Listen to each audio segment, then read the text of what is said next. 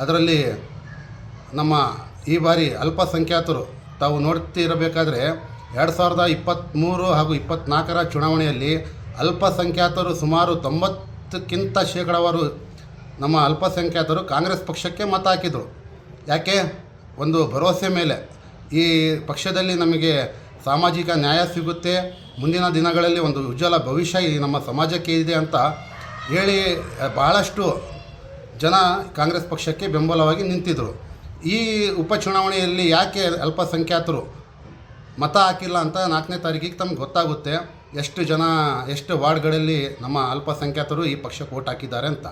ಆವಾಗ ನಮ್ಮ KPCC ಅವರಿಗೆ ಹಾಗೂ ರಾಜ್ಯ ಮುಖಂಡರಿಗೆ ನಾವು ಕೂಡ ಮನವಿ ಮಾಡ್ತೀವಿ, ಈ ಆಗಕ್ಕೆ ಕಾರಣ ಏನು, ಯಾರಿದರ ಹಿಂದೆ ಸಂಚು ಮಾಡ್ತಾ ಇದ್ದಾರೆ. ಕಾಂಗ್ರೆಸ್ ಪಕ್ಷದಲ್ಲಿ ಇದ್ದು ಕೂಡ ಈಗ ನಾವು ಓಪನ್ ಆಗಿ ಕೆಲಸ ಮಾಡಿದ್ದೀವಿ.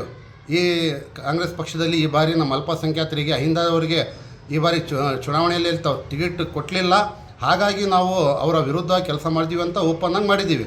ಆದರೆ ಪಕ್ಷದಲ್ಲೇ ಇದ್ದು ಮಿನಿಸ್ಟ್ರು ಅಕ್ಕಪಕ್ಕದಲ್ಲಿ ಇದ್ದು ಅವರ ಜೊತೆಗೆ ಒಳ್ಳೆಯ ಒಡನಾಟ ಇಟ್ಕೊಂಡು ಈ ಬಾರಿ ಇಲ್ಲಿ ಬೇರೆ ಪಕ್ಷದವರಿಗೆ, ಬೇರೆ ಅಭ್ಯರ್ಥಿಗಳಿಗೆ ಕೆಲಸ ಮಾಡಿದಾರಲ್ಲ, ಅದನ್ನು ಕೂಡ ನಾವು ದಾಖಲೆ ಸಮೇತ 4ನೇ ತಾರೀಕು ಆದಮೇಲೆ ನಾವು ಕೂಡ ಬಿಡುಗಡೆ ಮಾಡ್ತೀವಿ, ಯಾರ್ಯಾರು ಏನೇನು ಕೆಲಸ ಮಾಡಿದಾರಂತ.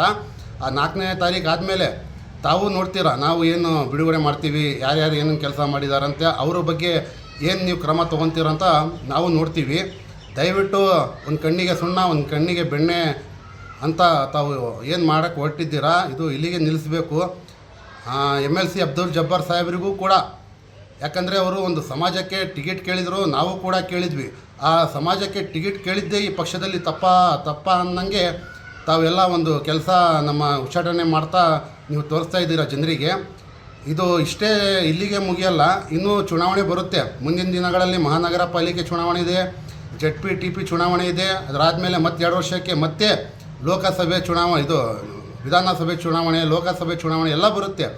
ತಮಗೆ ಅಲ್ಪಸಂಖ್ಯಾತರು ಮತಗಳೇ ಬೇಡ ಅನ್ನಂಗೆ ರೀತಿಯಲ್ಲಿ ತಾವೆಲ್ಲ ಬಿಂಬಿಸ್ತಾ ಇದ್ದೀರಾ. ಅದಕ್ಕೆ ನಾನು ಒಂದು ಮನವಿ ಕೂಡ ಮಾಡ್ತೀನಿ, ದಯವಿಟ್ಟು ಮುಂದಿನ ದಿನಗಳಲ್ಲಿ ಕಾಂಗ್ರೆಸ್ ಪಕ್ಷ ಉಳಿಬೇಕಂತ ಹೇಳಿದರೆ ಈ ಏನು ಡ್ಯಾಮೇಜ್ ಆಗಿದೆ ನಮ್ಮ ರಾಜ್ಯ ನಾಯಕರು ಇದೆಲ್ಲ ಸರಿ ಮಾಡಬೇಕು. ಈ 4ನೇ ತಾರೀಕು ಚುನಾವಣೆ ಫಲಿತಾಂಶ ಬಂದ ಮೇಲೆ ನಾವು ಒಂದು ಎಲ್ಲ ಸೇರಿ ಮುಂದಿನ ದಿನಗಳಲ್ಲಿ ಏನು ಮಾಡಬೇಕಂತ ತೀರ್ಮಾನ ಮಾಡಿ ನಾವು ಒಂದು ಪ್ರೆಸ್ ಮೀಟ್ ಮಾಡಿ ಮುಂದಿನ ದಿನಗಳಲ್ಲಿ ನಾವೇನು ಮಾಡಬೇಕಂತ ಯೋಚನೆಯೂ ಕೂಡ ಮಾಡ್ತೀವಿ. ಜೈ ಹಿಂದ್, ಜೈ ಕರ್ನಾಟಕ, ನಮಸ್ತೆ.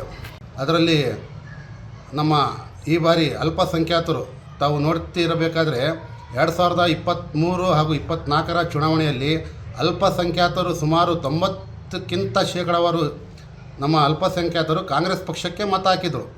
ಯಾಕೆ?